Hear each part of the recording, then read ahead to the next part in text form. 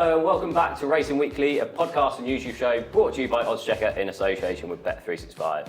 I'm Steve Ryder in the company of Ken Pitterson and Sam Turner for what is going to be the final show of the series. But don't worry, it's going to be an absolute cracker. We're going to have a look back at Haydock, the Sprint Cup and Irish Champions weekend, as well as having a look forward to Doncaster's St Leger meeting. Ken, whereabouts were you over the weekend? Like enough, I spent 2 days in Ireland, seeing some top quality racing and a few controversy as well. Yeah, definitely. Sam, you've been here for 4 series. Unfortunately, it's going to be the last episode with you. Yeah. Have you enjoyed your time? Not as much as the viewers are going to enjoy me finishing, but yeah, I've had a great time. I'd like to thank everybody at oddschecker for promoting Racing Weekly and everyone who worked behind the cameras as well as in front of them. It's been really emotional. No, it's not been emotional. It's been fantastic and really entertaining to meet all the guests that we've had on. You've done some sterling work in that chair as well as Rishi. Shame Rishi can't be here for the last episode of this current series. Is that Rishi? Yeah. He says he wishes he was there. Yeah, but it's been great to be involved with the project, and long may it continue, and good luck going forward. Thank you. And obviously you ended up tipping the 20-1 winner of the Sprint Cup on the final one. The broken clock's right twice a day, isn't it? Yeah, great to see him win, and a cheap purchase. Yeah, just proves you can do it. Definitely, and that's going to be the first race that we look at in Racing Recap. So the first race then we'll review is the Sprint Cup Regional, provided both Ed Bethel and Callum Rodriguez with the first Group 1 winners. Sam, what was your thought on the race? First thought was obviously Shaquille. I think the start there that he, grossly underperformed, got a little bit upset, burst out the stalls really and jumped away on terms. And it's funny, these horses sometimes, when they get into a trait of dropping out and then coming through horses, they seem happier doing that. So when something happens in reverse and he jumps and runs, sometimes mentally that might affect them a little bit. I mean, Doyle said there was nothing in the tank, from 2 out. So it's obviously not his running.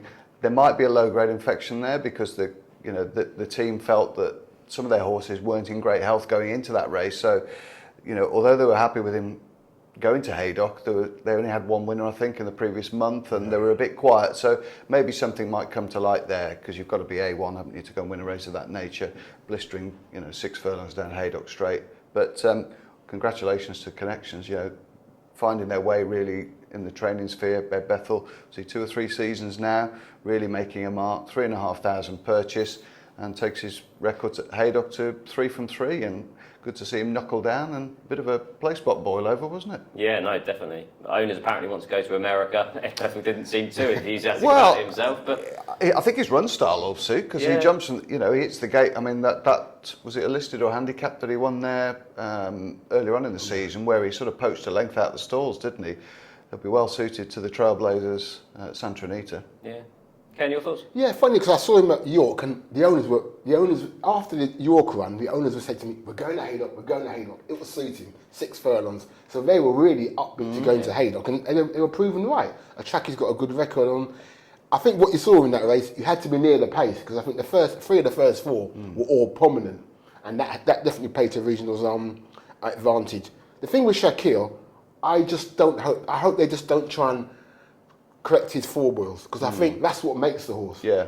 I mean, I remember a horse called Rainbow View. It was a little filly with John Gosden trained, and she used to get hot and sweaty, and she performed. And the next year, they tried to settle her down, and she was not the same filly. So I think Shaquille is what he is. He's a horse that gets himself worked up and has all those little foreballs. And if they just straighten them out of him, I think it may just blunt his performances. Yeah, I remember Highland Real always used to sweat before races, and then the one time he didn't, he really underperformed. That's and right. You kind of think, hang on a minute, and this is where obviously you've got your trade, haven't you, looking around the parade ring, and hang on a minute, he's done that differently. Is that going to be a positive or a negative? Right. Be almost like telling Steve Smith to stop fiddling with your pads and Yeah, your gloves exactly. and everything. That's what he always does. So you don't want him to stop doing it.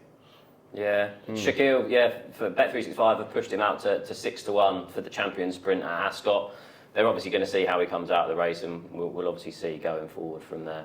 I mean, for a horse that wears his heart on his sleeve as much as he does and gives everything through a race, he was arguably a candidate for a blip somewhere along the line in the season, wasn't he? But that was quite a marked one at Haydock, and nobody really could see such a bad performance coming. But I wouldn't bet on him, not bouncing back with a little bit of a break, and especially if the yard come into a bit better form. Yeah, and he was looked after as well, wasn't he? It's not like he finished third or fourth. Well, of course not.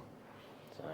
Elsewhere on the card, Superior Mile, Chindit obviously beat favourite Light Infantry by 2 1/4 lengths. He kind of got first run, really, but I quite like the performance. Apparently, Richard Hanna's going to target some Group 1s abroad, apparently in Australia and America and Hong Kong, all mentioned. But Ken, what was your thoughts on that?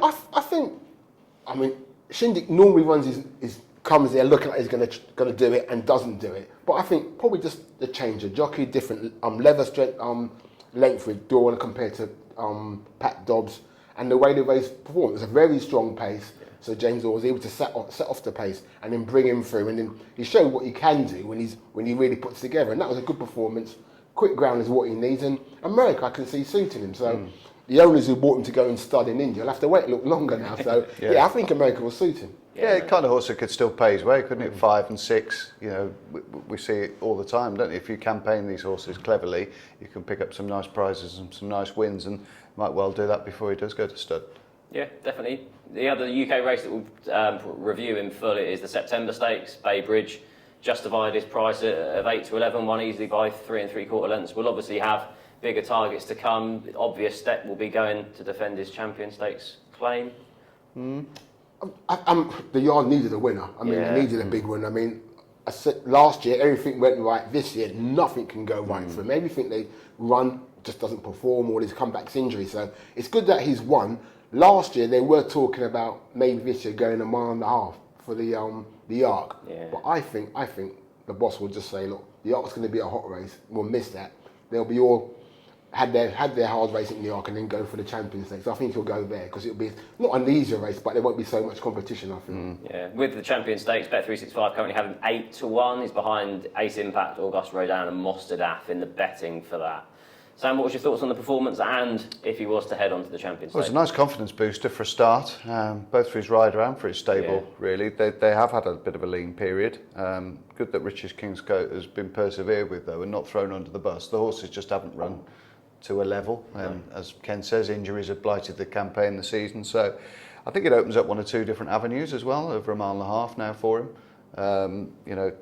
That wasn't actually confirmed up until Kempton, and yes, okay, he's beating a lower grade of horse, albeit how credible Candlefoot is, but I think at least it's got the horse's head in front again. I don't think he's run too badly on a couple of occasions this year. It's just that Mostadaf performance wasn't a very clever one at Ascot, was it? But other than that, I think he's been fairly solid. He's had a light campaign. It'd be interesting to see where they go next. Yeah. If you look at that Ascot race, you've seen horses come out and then run well since, so maybe it wasn't as bad as it first looked. No, absolutely. I know, it was a bit of a puzzle, wasn't it? It was. It's just one of those races I just can't get my head round. Yeah. When I watched it, I couldn't, and since I haven't either. Yeah, no, definitely. We'll then head over to the Irish action, Irish Champion Stakes, Auguste Rodin. What a training performance. To do it twice this year, underperforming the 2,000 guineas, and then win the Derby, and then come back from a lacklustre effort in the King George to then win here. It has brought up Aidan O'Brien's 4,000th career winner this weekend, but this must be up there with some sort of training performance, Ken. He's done it twice. He told everybody he got him back to his best for the Derby. He performed. I thought, as I think I came here and said, I thought the Irish Derby came too soon for him. Yeah. Just thought it was just a bit too soon for him. Saturday, he looked not to say he looked a different horse, but you could see that he'd put on condition. Because last time he looked a bit leggy and light. He'd bulked up. The rest has done him good. Physically, he looked a lot stronger, a lot better. But I think the key fact was something, like you said, you don't notice. Aidan O'Brien put a cross noseband on him. Now, he doesn't put cross nosebands on any horses. And I thought it was interesting that he had one on the horse. The horse settled for Ryan going to pose. And I think that may be a difference. But he just tinkled with his bridle for some reason. And the performance was, it was just, I couldn't believe what I was watching, really. As you say, Ballydoyle had the first 3. I think personally, everyone else sat too far out their ground. They should have been behind Ryan, right on him, not giving 2 or 3 lengths between them, and that made a difference. Because when he hit the front, he didn't actually pull away, but he did enough to win. You sure that was Richie and not Kia on your phone? Not yet. The Kia colours on. Yeah. So many different strands to this race, wasn't there? I put up Ernesto. I think the ground was too quick for him. Having done the going allowances, it was pretty rapid at Leopardstown. And I think that paid to him. I wouldn't write him off just yet with a bit of soft ground this autumn. I still think he might find a race, maybe a Champion Stakes, you never know. Nashwa, King of Steel. Nashwa well out of her ground, wasn't she, Holly, on Nashwa? And King of Steel, obviously, thrown up 1 or 2 storylines this morning just prior to recording. And you were there, Ken, you were on the ground, you saw that. Personally, Kevin Stott was on a horse that was a touch keen early on, needed to get settled. Ballydoyle have controlled it. Point Lonsdale's even swung wide, turning into the straight to push everything else out. All legitimate tactics, and we've seen them all before. And it just worked out beautifully for Auguste Rodin. He sat in exactly the right spot. They obviously felt that they got Luxembourg in a good place as well, and whatever beat Luxembourg was going to win the race, and therefore Ryan just sat right on his heels.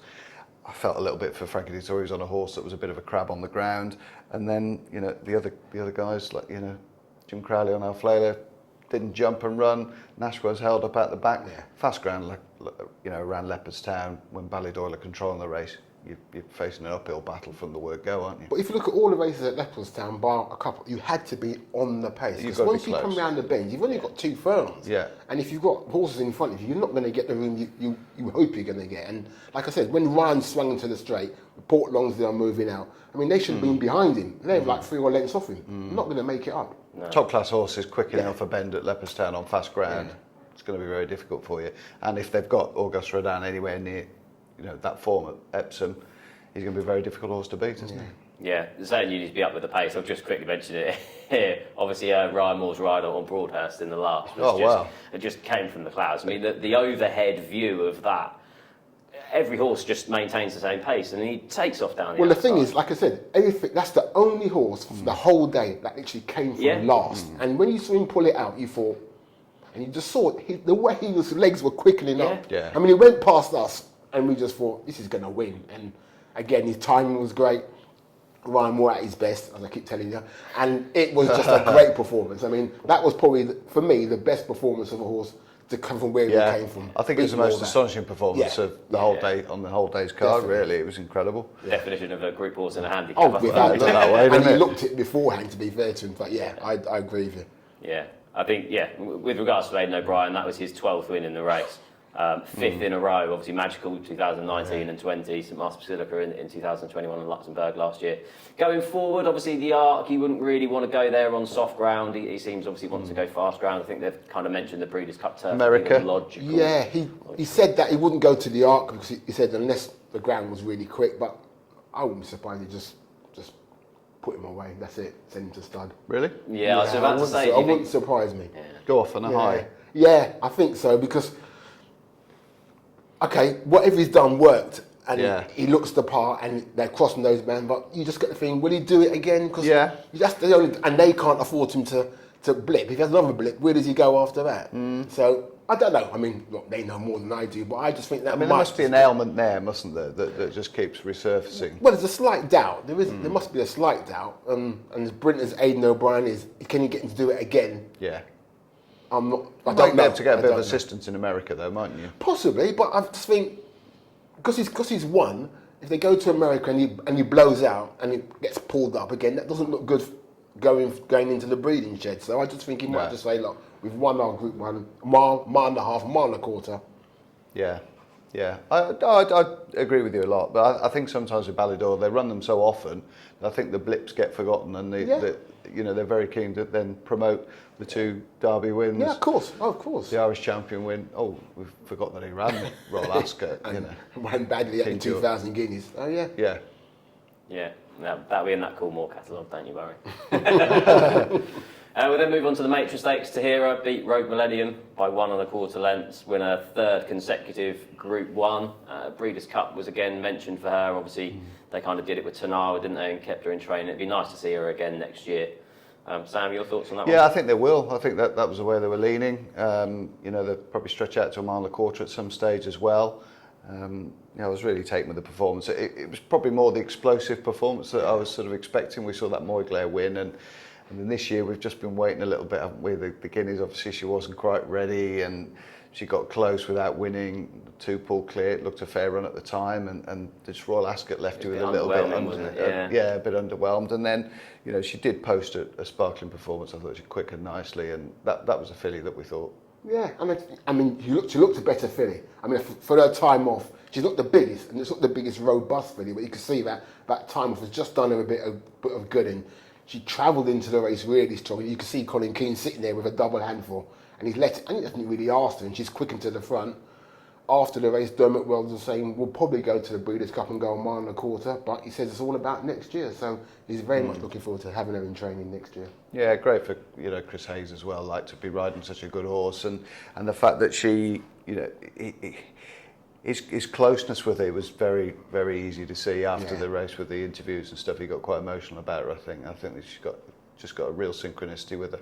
Yeah, no, definitely. Flying 5, a little bit of a shock. Few disappointments obviously in behind. Moss Tucker won at 16-1. Previously showing good form on kind of softer ground. Obviously we had the very well. You'll be able to tell us again.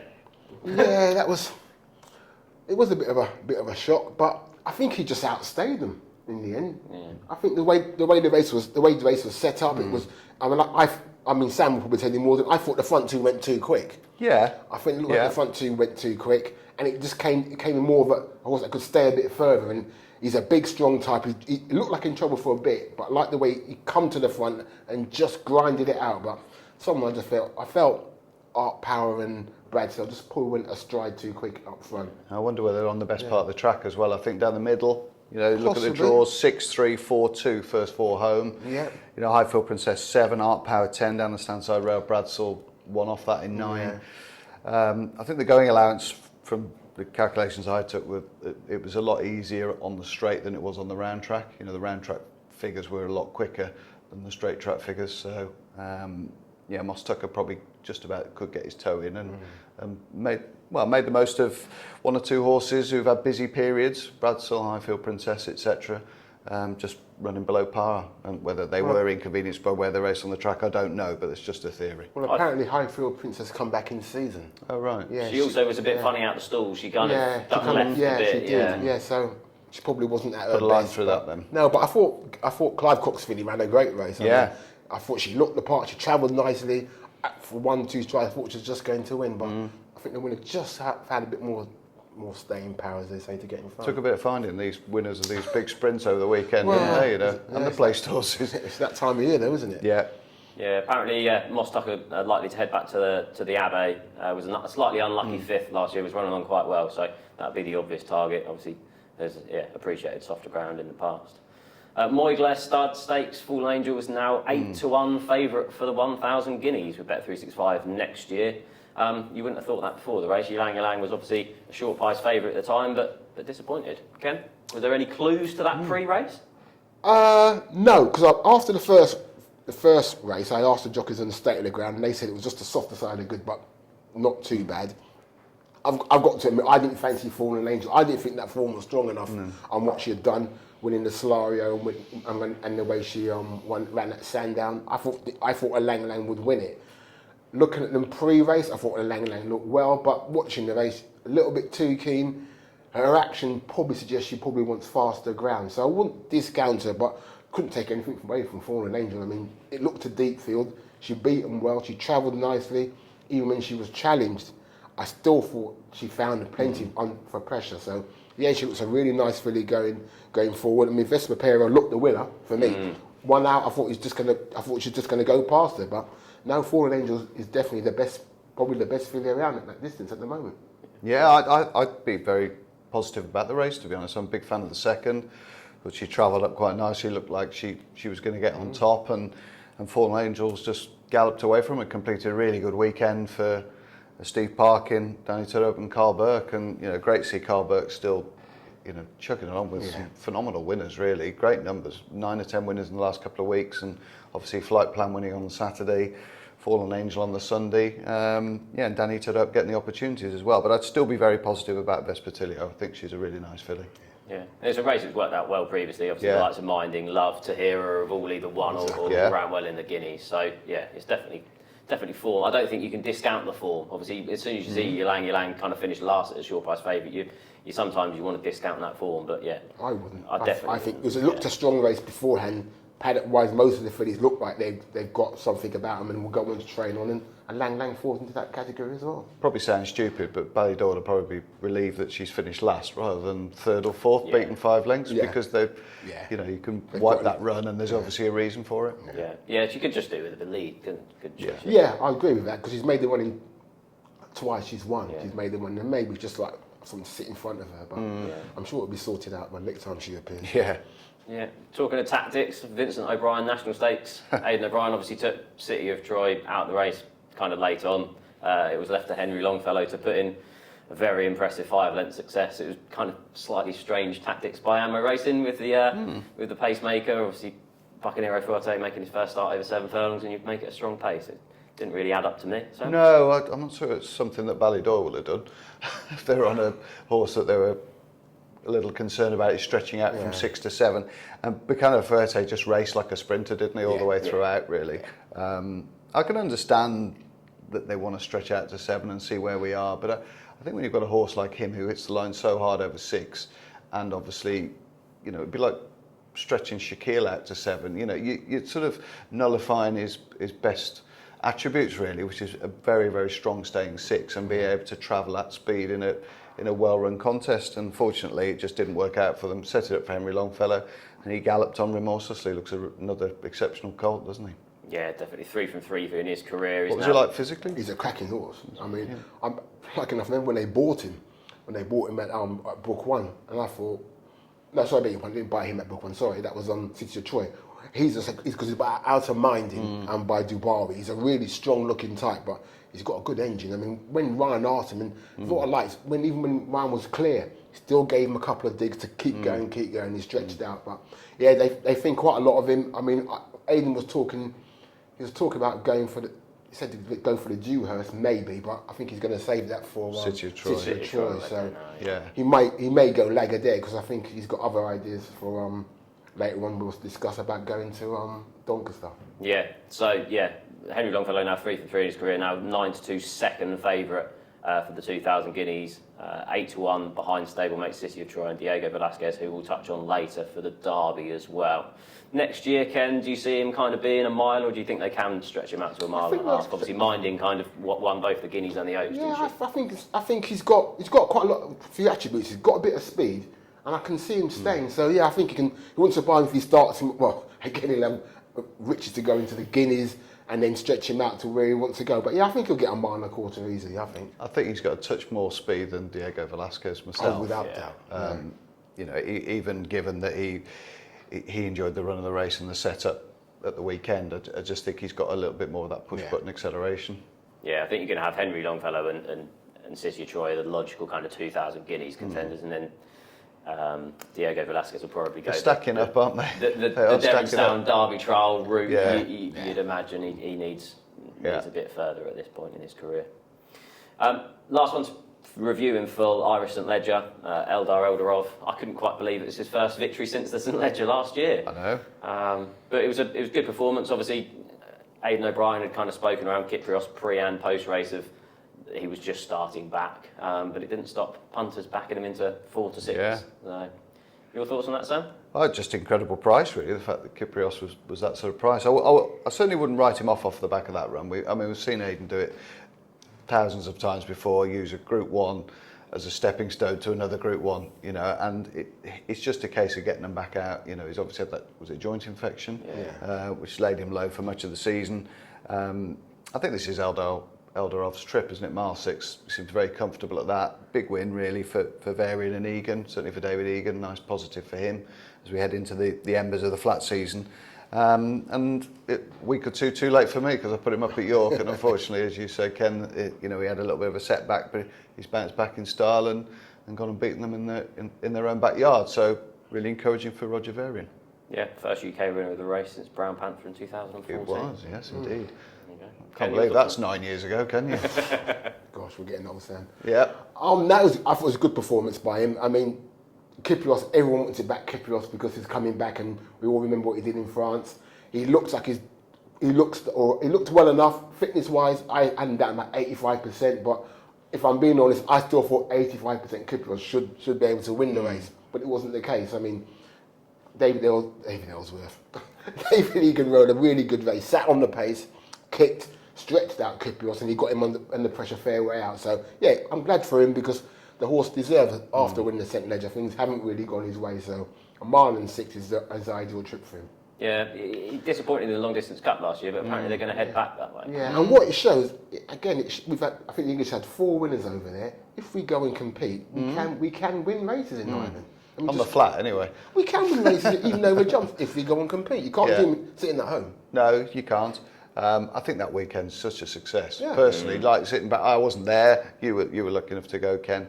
Certainly on my bucket list as well. But it just, the quality of racing and the strength of the competition is such that I think that weekend really works. And even the Irish were saying it's glad that you've come over and you've won races over here. So they like the competition, and it just shows how good the whole weekend works. Yeah.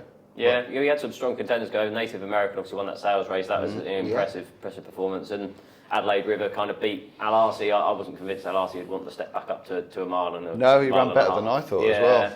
So yeah, there's some interesting performances. Obviously, Ken, I wanted you to touch on Diego Velasquez to start. Hopefully, how did he look, and what were your thoughts on that performance? He's a monster of a horse. I mean, he's wide. He's really wide. He hasn't really grown up yet. I mean, he will over the winter, but he's got a backside on him, and he looks like a real powerhouse. And he gallops like that as well. I mean, there's no way he's a miler. I mean, what I liked about him is that the more Ryan asked, the more he gave. He gave in his own time though, and then once he got the last 10 or 12 strides, he really stretched out. I mean, he's a mile and a half plus horse all day long. I mean, Aidan said, yeah, we're glad to get over it. He'll learn from that. He's going to go to futurity at Doncaster. He'll go that route, and then they'll see him as a mile and a half plus. And someone said to him, you talk about Triple Crown horses, is he one of them? And Aidan kind of said, I'm not sure if he's a Triple Crown horse, but we think he's a mile and a half horse going forward. So yeah, he's a nice type, and yeah, it'll take a nice horse to beat him when he steps up in trip. Yeah, he'd be out of his depth, kind of a mile going downhill in the 2,000 guineas. Would kind of looking at him, if he's such a big horse, would Epsom be a concern for you? It depends how he grows. I mean, he's big now as a 2-year-old, but I mean, he's got to strengthen up and. Depends how tall he grows, but yeah, he's a powerful galloper. That's the thing I noticed about him. He really does power along. So I'm sure he'll go around Tatton Corner at Ballydor 3 or 4 times. Yeah, exactly. Before he goes to Epsom himself. So. Of all the 2-year-olds you've seen, Ken, would he be, physically and to your eye, one of the nicer ones that you've seen? Definitely. Yeah. I mean, funny enough, the person who bred him phoned me up to get a photograph of him. And I sent it to him, and they were like, Jesus. Yeah. Because they couldn't believe how big he's grown. But yeah, he's probably the biggest, in terms of size and as a 2-year-old, he's the biggest I've seen so far. And he's just got a lot of quality as well. Yeah, Doncaster will suit him, won't it? Yeah, definitely. Into 6-1 with Bet365 for the Derby next year. Sam, we had some also good performances, obviously, in the UK over the weekend. Nakib was one that I was impressed with. Obviously, I don't think he's quite going to live up to his half-brothers' levels, but I thought it was an impressive performance. Tell us who they are, his half-brothers, his siblings. Saeed and Hookham. Yeah, not too bad, are they? I was quite taken with the performance, though, and I think he's just a slow maturing colt that's just taken a while to understand what racing's all about, really. And I think, he's going to be a typical Shadwell horse next year. Step up into cup races probably over a trip. He's not as quick as Bailly, that's for sure. He probably wants another mile, I think William Haggis says. But I like the way that he sort of grounded out when he hit the front. There was no getting by him. I think his trainer felt that a mark of 100 was a little bit lofty, but he dispelled that theory, didn't he, with a very smooth win in the end. And I think, with another winter going in as a 4-year-old next year, there's a lot to like about his performance. It was significantly slower than the Old Borough Cup, which Post Impressionist won, and you wouldn't have fancied backing him much a furlong out, would you? Where he came from, it was almost like a Broadhurst type performance, really, but he's quickened really well and given the Ebor a little bit of substance, the form of that race. Yeah, and then Quinault as well, obviously amazing training performance by Stuart Williams, 7th win this season. Incredible, really. Yeah. Have you seen him in the flesh? Yeah. What do you make of him? You throw him something in your foot, I tell you, he's a big lad. Is he? He's a huge lad, but I don't know how Stuart Williams has got him to win the amount of races, and he just takes it. That was just the more you give, the more you ask, the more he gives. So it's just an incredible horse. And he must be a good horse to ride as well. They've obviously put some claimers on and claimed weight off. And well, Luke Catton's done really well. He's won 4, I think. Connor Players has won a couple as well. Very adaptable. Clever from Stuart using the claims to negate the rise, and obviously 38 pounds he's gone up this year. Amazing. Won over 6 and 7, and absolutely phenomenal, really. Yeah. And Ken, a couple more from Ireland if you're across there. Kitty Rose obviously beat Content in that opener at Leopardstown. That I was impressed by that performance. And then Lumiere Rock as well, kind of beat Jackie O. She kind of stayed on a bit too late. Yeah, that was a good race, the first one. There were some nice feeders in that race, and she was one of them. I know nothing about her trainer. No. Had a good year, hasn't she? Yeah, she has. She trained Dunham, doesn't she? She's got some. That's a really nice filly. I love the way she went about it. The filly, she travelled into it, and you like the way her attitude was really good. And she's got physical scope to improve from 2 to 3. I think the second was quite a nice filly. I mean, Aidan ran some nice horses. I think it was a deep race, and they fainted their first time she won, and she's backed up the performance. So I think that's a decent race. The other one, I think, if Ryan could ride the race again on Jackie O, I think he would have just liked to have been a bit closer and get the breaks, because the breaks didn't come his way. But fair play to Lumiere Rock, who's won. But I don't think the connections we're talking about coming back, not coming out so soon this weekend. So I don't think she'll go to Doncaster. Cheap pieces on for the first time for her. I think she deserved it as well, didn't she? She'd run a number of credible performances this summer. I thought she quickened well and well ridden as well by that lad. I wonder whether he'll get a big job. Not that Joseph's isn't a big job, but perhaps this side of the water. Yeah, possibly. And we had over in France, Warm Heart winning the Vermeer as well. Hard fought victory over a mile and a half. Ballydoyle. Yeah. Good effort, isn't it? Yeah, she's a really tough and genuine filly, isn't she? Beat 1 or 2 nice horses. I would think Arc Day would be her next run, would she? Or do you think you'd go to America? Again, it depends on the ground, doesn't it? I think she wants fast ground. She's disappointed in the Irish Oaks when it was a bit soft. That's right. I suppose it's all going to rely on where they go with Auguste Rodin. If he goes to the turf, you'd imagine they'll go for the filly and mares. Might run 2. Might do. But the drop to a mile and 2, like we were saying, I don't think that'll be up. Strong stayer at 12, isn't she? Yeah. So, anything else from either of you that we haven't touched on so far, Sam? Pretty much all of it, that is. Yeah. Yeah, I think so. Yeah, there was nothing else I can think of. Well, just a shout for Comanche Falls at York. I thought it was a really good performance. Crikey, wouldn't have took a price about him with 2 furlongs to run either where he was. But another win in that race for Michael Dodds. Dakota Gold won it. Dakota's won it. Gale Force Mayor. That's it. And last year he won it with Gale Force Mayor last year, I think. That's right. Yeah. So he's a good record in that race. Good performance, I thought. Yeah, excellent. Lots that we've covered then on this week's Racing Recap. Before we get into our Doncaster preview, just to let you know that our sponsor Bet365 have an ITV racing price promise. They will not be beaten on price for any horse on all UK and Irish races shown live on ITV Racing. Full terms and conditions can be found on the website. So the main race this weekend will be the St Ledger, the final classic of the season. We've just had confirmations through. There's 9 currently that could obviously run in the race, headed by Gregory and Continuous at the top of the market. Sam, who do you fancy for the race? It's quite an open renewal this year.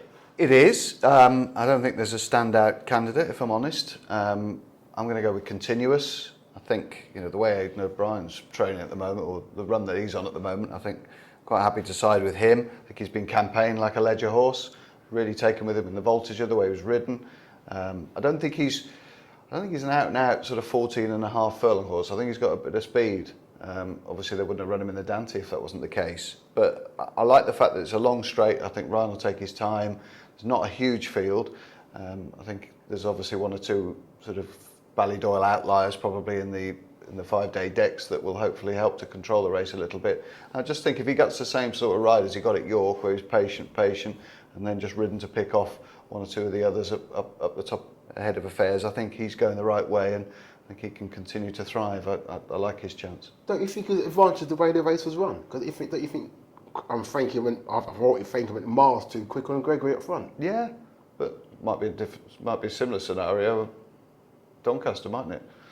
It could well be team tactics, couldn't it? You've got obviously, Gregory, Middle Earth and the rest all running for Gosden, and you've then got continuous Tower of London, Alexandropolis and Denmark all for O'Brien. So it could be proper team tactics. I'm just happy to be on continuous. I think he's had a fairly light campaign.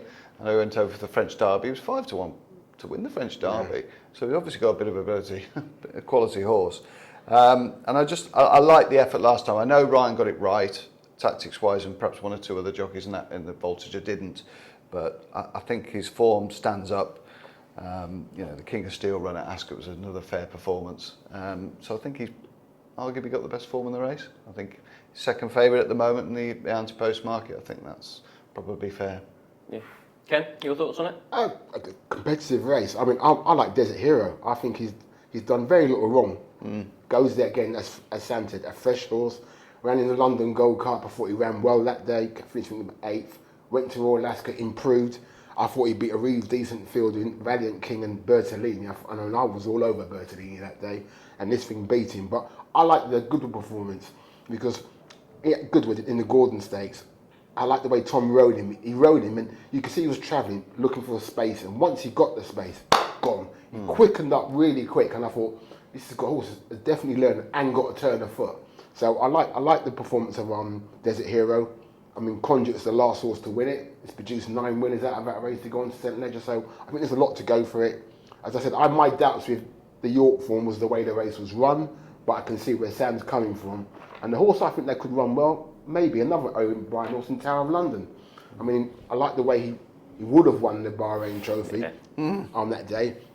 I think he stays. And I think as an outsider, he might be an outsider that might run well at a price. But Desert Hero will be the one I'll fall for. Yeah, you touched on the York performances. What did you think of Middle Earth? Has obviously been supplemented for the race. I was really impressed with that Ebor run, and obviously he's received a form boost with Nakib obviously this weekend as well. Yeah, I like him. I mean, he looks a progressive type. He's a nice, solid looking type, and the performance I liked it. I mean, it was a horse that we haven't seen the best of, improving, which is always a good thing going into a Ledger. So I wouldn't discount him, and I don't think he's got worries on the ground neither. So no, galloping left-handed track on decent ground should be absolutely fine. I don't know how much rain they're going to get at Doncaster this week.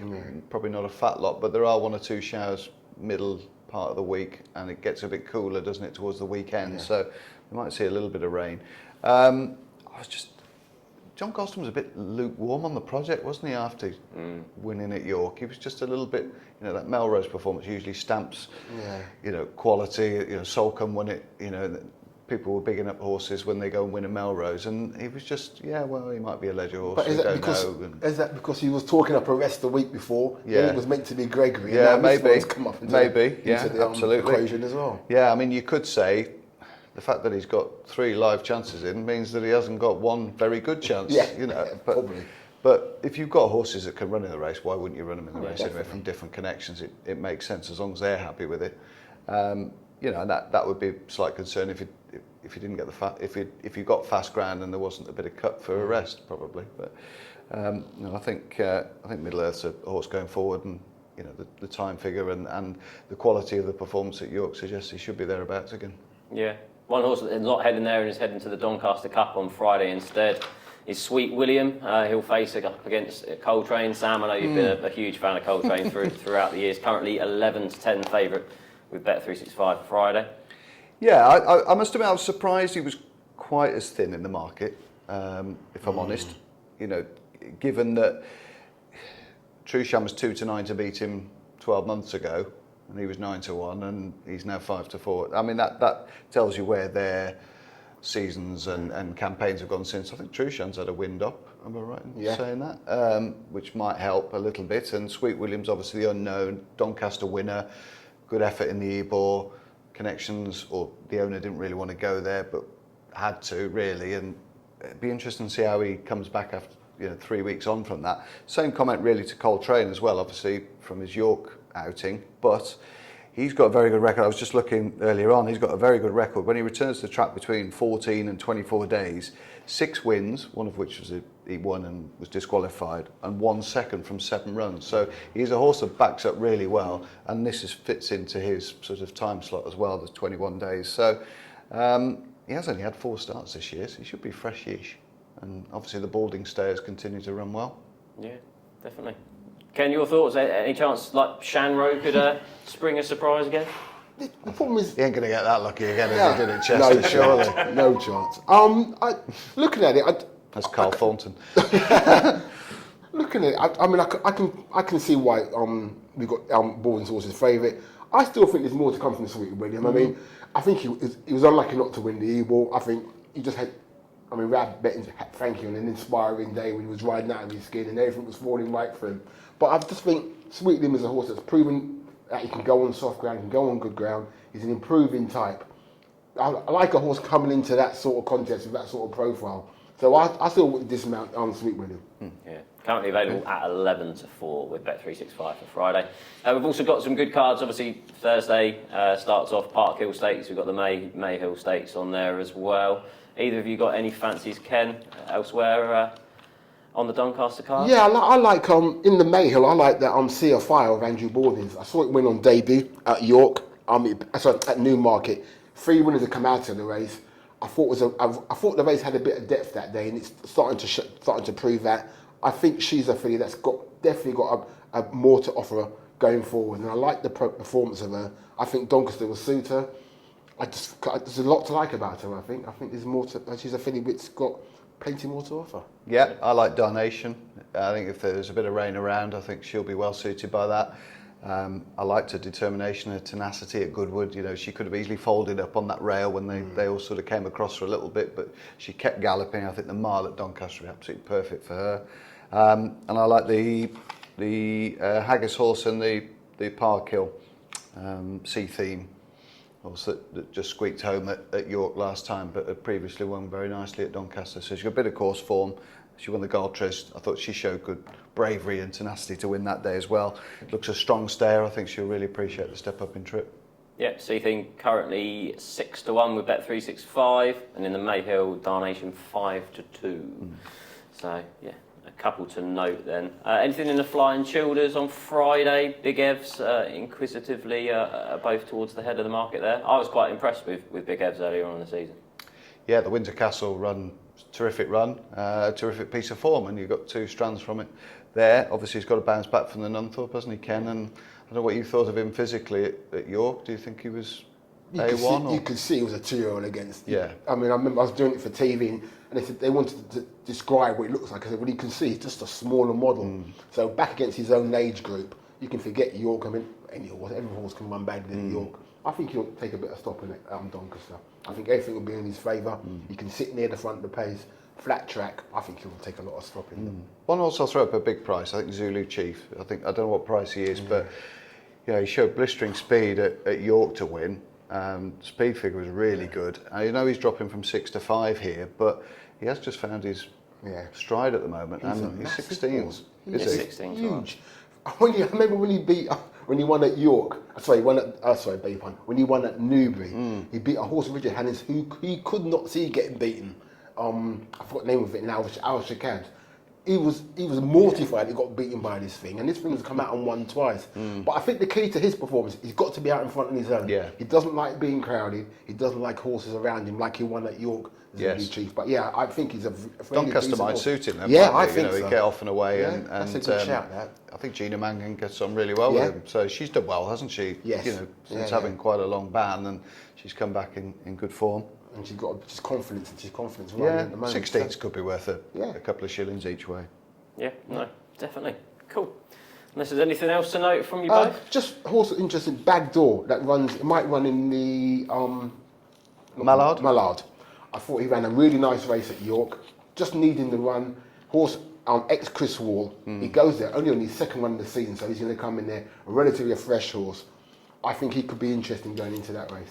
Yeah, I'm smiling. I tipped him last time. I thought just a slight sort of drop in trip.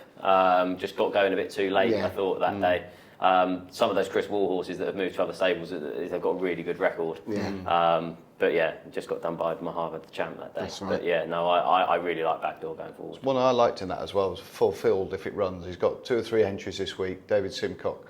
I think off mark of 81. I think that's very fair. He wants a trip. He's been running over 11 and 12 all summer, but staying on. I think mile 6 on a flat track will really suit him. So he's about 20 to 1. Just caught my eye, that was all. Yeah, excellent. Well, thank you both very much for this episode.